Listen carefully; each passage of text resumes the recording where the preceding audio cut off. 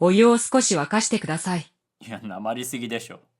So, なまる is a common word for using the wrong pitch pattern, and sugi means something is too much. And here, the context of we are speaking standard Japanese and to some extent Tokyo Japanese because standard Japanese is based on Tokyo Japanese. And Duolingo pronounced wakashite incorrectly because wakashite has a low, high, high, high pitch pattern. But instead, Duolingo said wakashite, low, high, low, low, which is incorrect. So the correct version is お湯を少し沸かしてください. Please boil some water. But be careful, even though this owl doesn't know how to pronounce 沸かして boiling properly, his blood hits the boiling point the second you miss your streak, and your relationship will turn toxic very fast. 和菓子は日本の伝統的な菓子です。Are you gonna eat your teacher for dessert? So this word is supposed to be 和菓子 low, high, low, which is a traditional Japanese sweet. But Duolingo said 和菓子 high, low, low, which sounds like an archaic way of saying my teacher. So the sentence ended up sounding like my teacher is a traditional Japanese sweet. But you can't nibble on your teacher like tiramisu, no matter how sweet your teacher can be. What Duolingo meant to say is 和菓子は日本の伝統的な菓子です。和菓子 is a traditional Japanese sweet. You know, sometimes a wrong pitch pattern can completely change the meaning, just like one wrong turn will take you to a mysterious bathhouse where your parents turn into pigs. 宇宙を探検しよ Wait, what? If I didn't have the written sentence here, I'd be very confused. She mispronounced 宇宙, which has a high, low, low pitch pattern. So it should be 宇宙を探検しよう. Let's explore the universe. But she said 宇宙 low, high, high, which sounds like 夢中 meaning deeply immersed in something. But 夢中を探検しよう doesn't make a lot of sense as a Japanese sentence, so it's pretty confusing. But here's the thing. Even if you mispronounce a word, if you say something like we'd normally say in real life, we can often guess what you meant from the context. But 宇宙を探検しよう let's explore the universe isn't something we would normally say in real life unless you're Rick and Morty fighting against their greatest enemy, themselves. う。これは自動書。自動 sounds like 自動車 car. So the sentence should be これは自動書だ This is a children's book. But he said 自動書 low, high, low, low, which sounds like 自動車 which means car. So Duolingo sounds like これは自動車だ This is a car, which Elon Musk should learn because it's not obvious if Cybertruck is a car or a giant piece of garbage. And Duolingo doesn't give you a lot of context, which makes it harder to guess what it meant if I didn't have the written script. But instead of just criticizing Duolingo, let me give you some useful phrases that you can actually say in real life. If you go to a library and don't know where the children's books are, you can ask a purple-haired librarian and say, 児童書どこですか? Where are the children's books? And she will tell you, 児童書は2階です. The children's books are on the second floor.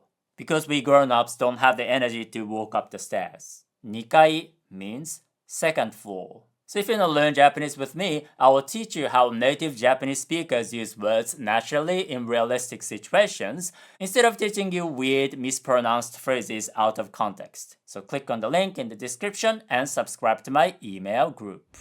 必要は発明の母です。Sounds like 初音ミク. So the phrase is 必要は発明の母です. Necessity is the mother of invention. And this is technically not wrong. There's no obvious mispronunciation because pitch accent is about relative pitch. For example, necessity, 必要 low, high, high, high. Even though the jump is not as big as 必要 and say 必要, it kind of sounds okay, but it also sounds robotic. So Duolingo ended up sounding like the Vocaloid 初音ミク. ダメ愉快愉快 Is this even a real word? Actually, this one is from my previous video. But if somebody said this out of context like this, I wouldn't know what the word is. But of course, I know this is Duolingo, so I can kind of guess that it meant 愉快 high, low, low, meaning joyful. But the Duolingo pronunciation is yukai, low, high, high, which kind of sounds like a name of an obscure place, like yukai. But because of this, it's kind of like Duolingo is using non-existent words. But I got comments like this. Duolingo knows it's not a real word. They use non-existent words to teach hiragana and katakana. For me as a learner, it is obvious that it uses made-up words to teach the kana just to test if you can read it. Wait, you guys are all that stupid? It's so obvious they're using some made-up words as reading and writing practice. But this wasn't from a hiragana section of Duolingo. It's actually part of a lesson where they're supposed to teach you vocabulary first so that they can use it later on. And the word is indeed meant to be yukai, and Duolingo just mispronounced it. It actually gives you an example sentence. 実は He's actually a cheerful person. Is this like Google Translate? So, 実は愉快な人物だ sounds like a direct word-to-word translation, meaning this is not something we would say. If you want to say, hey, my friend was kind of quiet the other day, but he's actually a cheerful person, you'd say something like, 本当は明るい人だよ. He's actually a cheerful person. 本当は is a contraction of 本当は actually, and 明るい describes a person who is like cheerful and bubbly. And both are pretty common words in daily conversation. But we wouldn't say 実は愉快な人物だ in this situation. 愉快 isn't necessarily a difficult word, but it's more common in written Japanese than spoken Japanese. Or we use it like 愉快な仲間たち, joyful company, cheerful company in a humorous way. But it's not that common in daily conversation. It doesn't mean we never use it, it just means it's not that common, at least with most of us.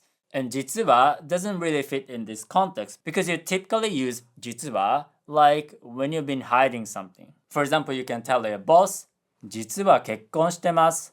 I'm actually married.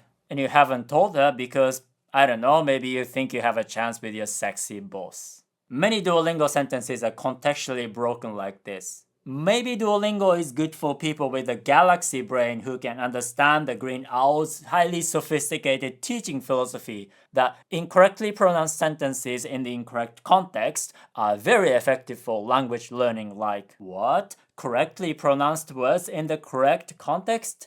Nah, that makes too much sense.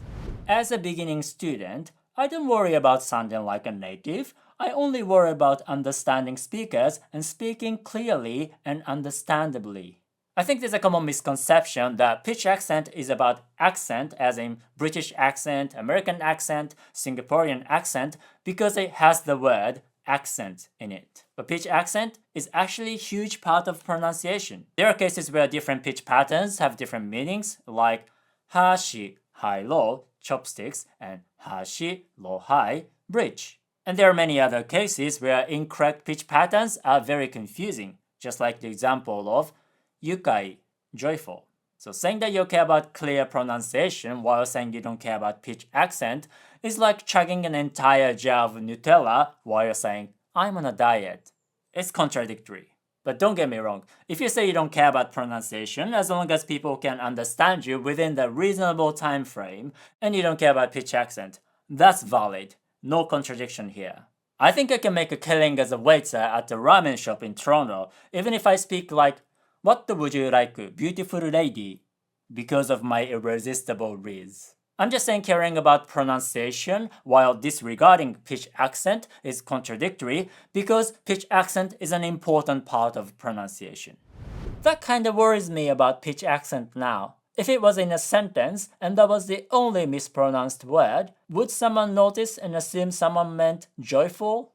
So it's true that even if you use the wrong pitch pattern, we can often, although not always, we can often guess what you meant by the context. But there's some nuances. For example, if you speak Japanese naturally, using the kind of words and phrases that native speakers would use, that makes it easier to guess because it's predictable. But if you speak like the Green Owl, using uncommon words in a weird sentence, that makes it harder to guess. If you try to say, 私はリンゴです, I'm an apple, but end up using the wrong pitch pattern and say, 私はリンゴです, that makes it hard to guess because you are obviously not an apple. you're a green owl try to gaslight me. フクロウじゃないですよ。リンゴですよ。It's all in your head. But here's the thing. Even if I couldn't guess what you meant, if we are talking to each other, I can say something like, あ、すいません、ちょっと聞き取れなくて。Oh, I'm sorry, I couldn't catch that word. And you can explain what you meant like a normal human being as long as you're not as socially awkward as this pink-haired lonely girlie. And also, just think about this. Do you think it's important in daily conversation to understand every single word? If your partner is like, なんかさ、上司めっちゃムカつくんだよね。みんなもムカつくって言ってるしさ、佐藤さんとかもムカつくって言ってるし。And you're nodding aggressively, pretending to listen, while thinking about if they're gonna make Teasing Master Takagi-san Season 4, they might not even notice that you're not listening. Unless you're gonna work as an air traffic controller or something, using the wrong pitch patterns won't result in 200 deaths. So don't be afraid of speaking imperfect Japanese, as we are all imperfect in our second language. But if you're teaching Japanese and mispronounce multiple words in a single lesson, that's a different question. So if you want to learn Japanese with me, I will teach you how native Japanese speakers actually speak Japanese both formally and informally in the right context using the right words correctly pronounced as well. So click on the link and subscribe to my email group, Japanese with Yuta.